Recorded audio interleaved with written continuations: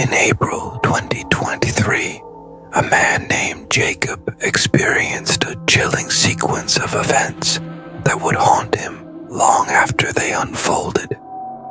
It began on a cold, quiet night, just past midnight, when he was jolted awake by strange, rhythmic noises echoing outside his bedroom door. The air felt thick with unease, and something in his gut told him this wasn't just the house settling. Trembling, he crept out of bed, heart pounding, and listened carefully. The sounds were muffled but deliberate. Soft knocks, distant footsteps, and a low creaking that grew louder with each passing second. He soon realized, with growing dread, that the sounds were coming from the room next to his, the one where he had locked away a clown doll named Jeffrey. Jeffrey wasn't just any doll.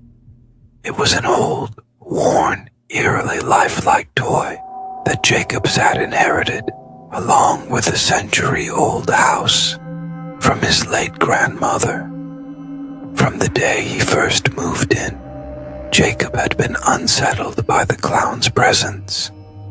Its painted smile too wide, its eyes too deep, too watchful. Even in daylight, it gave him the chills. So he did what any rational person would do. He sealed it in a separate room, behind a heavy wooden door. But that night all logic unraveled. As he stepped into the hallway, the temperature seemed to drop.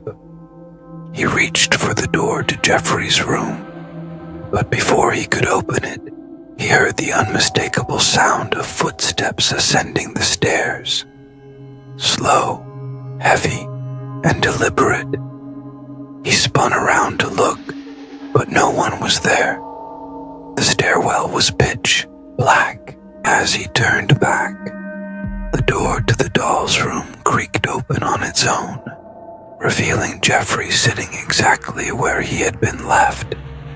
Except now, the doll's head had turned. It was no longer facing the wall. It was staring directly at the door, at Jacob. Overwhelmed by panic, Jacob slammed his own door shut and barricaded himself inside until dawn. The next morning, shaken but determined, he decided he couldn't keep Jeffrey in the house any longer. He moved the doll to the basement, placing it in a far corner and setting up a security camera trained directly on it. The camera, mounted on a heater, would oscillate slightly when the heater turned on, something Jacob expected. But a few nights later, he received a motion alert from the basement. Checking the live feed, he initially dismissed the camera's movement as a result of the heater's oscillation, but then something terrifying happened. As the camera swept across the room, Jacob saw Jeffrey's arm twitch on its own. A split second later, the light bulb exploded in a burst of sparks, plunging the basement into darkness. And in that darkness, through the camera's audio, came a faint, breathy whisper, unintelligible but undeniably real. Across the country, another man was dealing with his own personal haunting. He was a deeply religious person. His apartment filled wall to wall with Bibles, crucifixes, and religious artifacts. This wasn't just devotion. It was desperation. Ever since visiting his father's grave, he felt something had followed him home. Strange things started happening. At first, it was minor. Cold spots, flickering lights. But soon, it escalated. Utensils began swaying violently on their own, despite all the windows being shut tight. Doors creaked open, and late one night, while praying at his piano, the man shouted at the entity to leave his home. A piano key pressed itself, releasing a sharp, haunting note. He froze, barely breathing, before rushing out of the room. Things only got worse.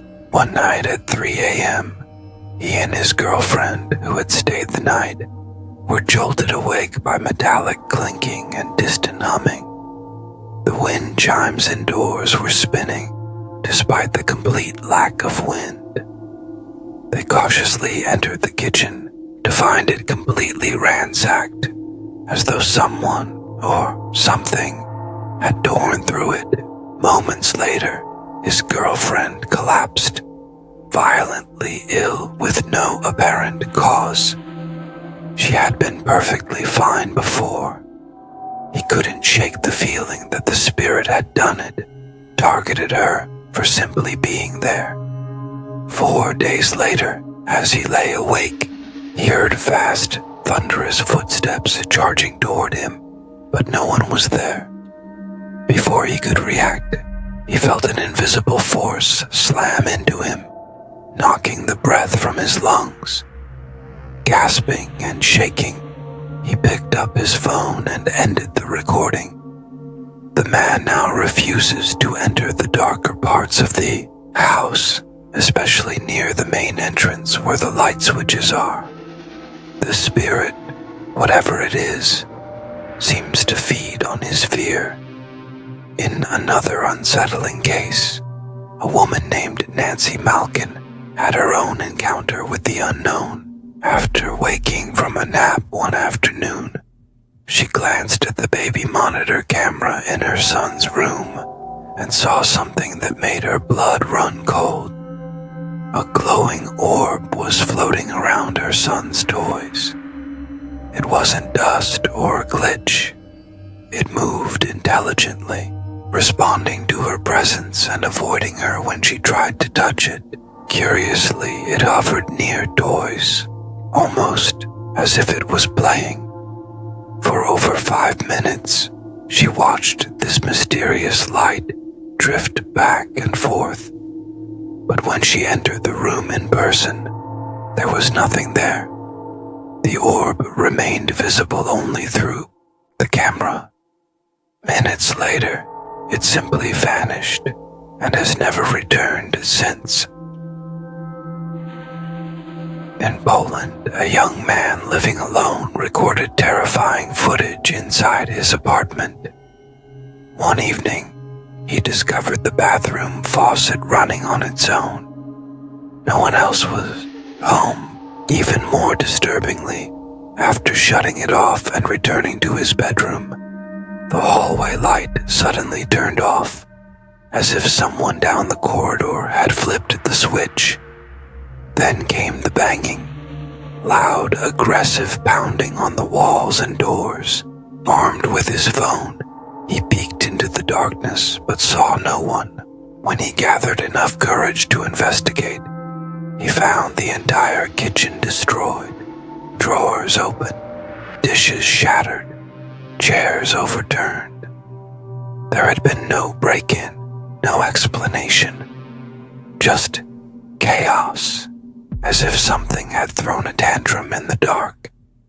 Finally, a disturbing event unfolded during a live stream by 2 young friends who often stayed up all night playing video games. Around 5 a.m., they heard a noise from the kitchen. Thinking it was a family member, they ignored it until the fridge door opened on its own. One of them casually walked over and shut it, but as he returned to the gaming setup, a chair slid violently across the floor behind him, causing both of them to freeze in terror. The fear in their eyes was real. They immediately ended the stream. Viewers later confirmed they had seen it too, live. No tricks, no editing. These separate stories, captured on security cameras, live streams, and mobile phones, seem to hint at something far more sinister than mere superstition. The paranormal, it seems, isn't confined to ghost stories or horror films. It lingers quietly in the shadows of everyday life, in old basements, dim hallways, and the silent spaces between heartbeats. Each encounter leaves behind more questions than answers. But one thing remains terrifyingly clear. Something is watching, and it wants to be seen.